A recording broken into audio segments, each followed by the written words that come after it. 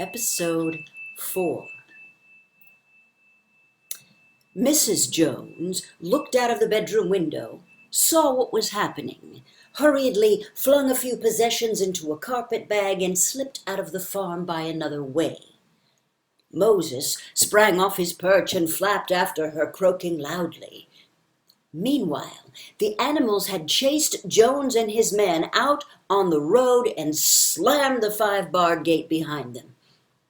And so, almost before they knew what was happening, the rebellion had been successfully carried through. Jones was expelled, and the manor farm was theirs. For the first few minutes, the animals could hardly believe in their good fortune.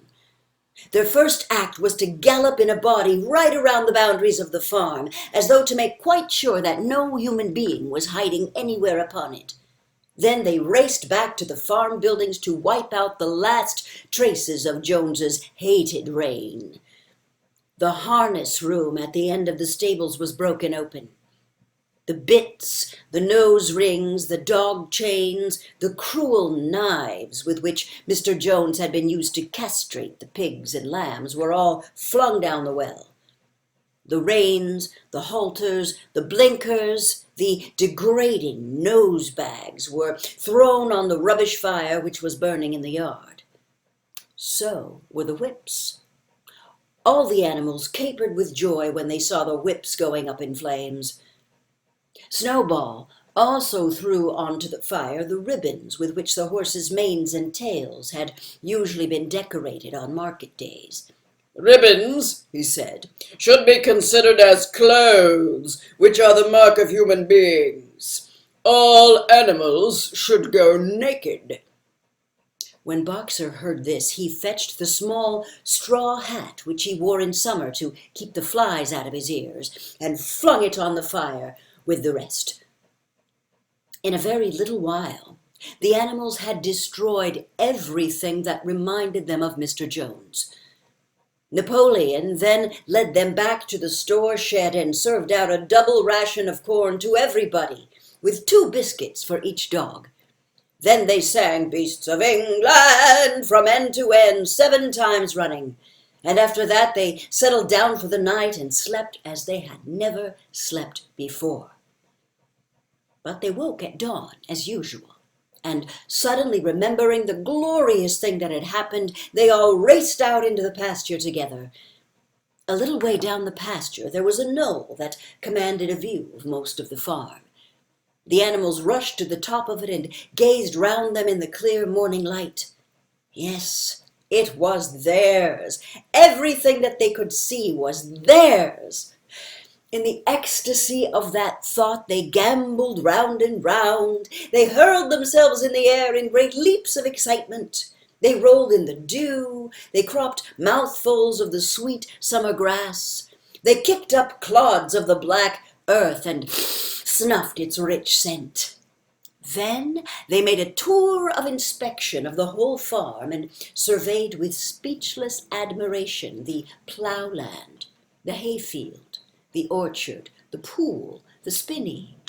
It was as though they had never seen these things before, and even now they could hardly believe that it was all their own.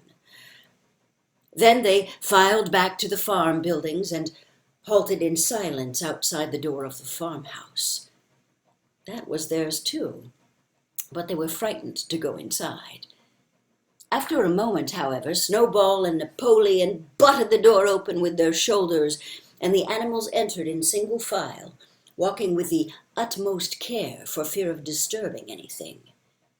They tiptoed from room to room, afraid to speak above a whisper, and gazing with a kind of awe at the unbelievable luxury, at the beds with their feather mattresses, the looking-glasses, the horsehair sofa, the Brussels carpet, the lithograph of Queen Victoria over the drawing-room mantelpiece. They were just coming down the stairs when Molly was discovered to be missing. Going back, the others found that she had remained behind in the best bedroom. She had taken a piece of blue ribbon from Mrs. Jones's dressing table and was holding it against her shoulder and admiring herself in the glass in a very foolish manner. The others reproached her sharply, and they went outside. Some hams hanging in the kitchen were taken out for burial, and the barrel of beer in the scullery was staved in with a resolute kick from Boxer's hoof.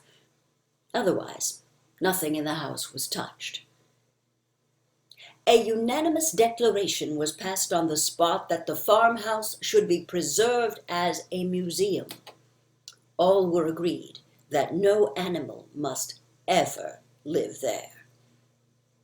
The animals had their breakfast, and then Snowball and Napoleon called them together again.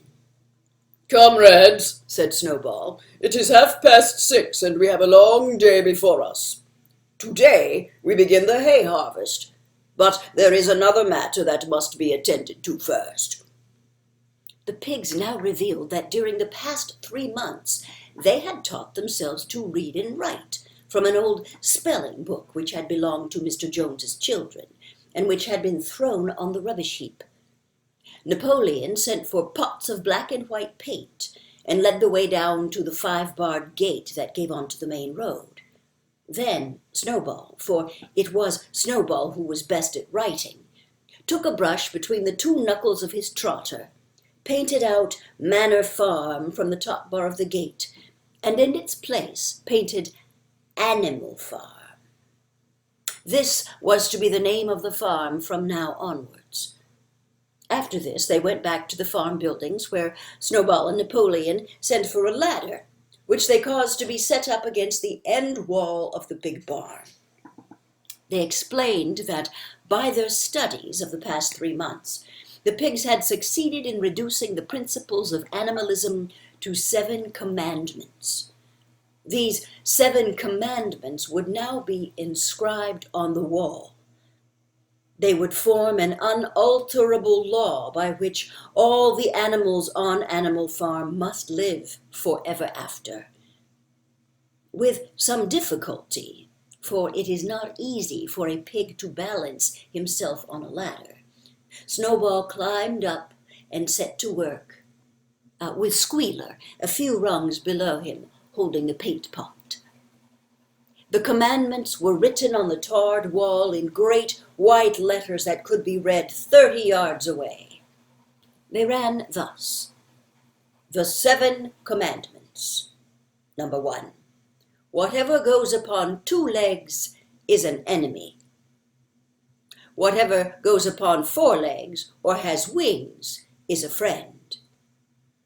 No animal shall wear clothes. No animal shall sleep in a bed.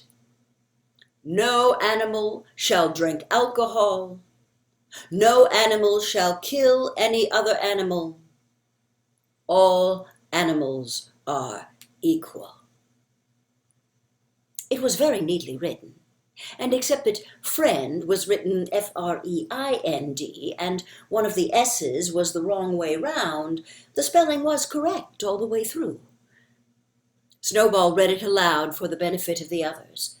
All the animals nodded in complete agreement, and the cleverer ones began to learn the commandments by heart.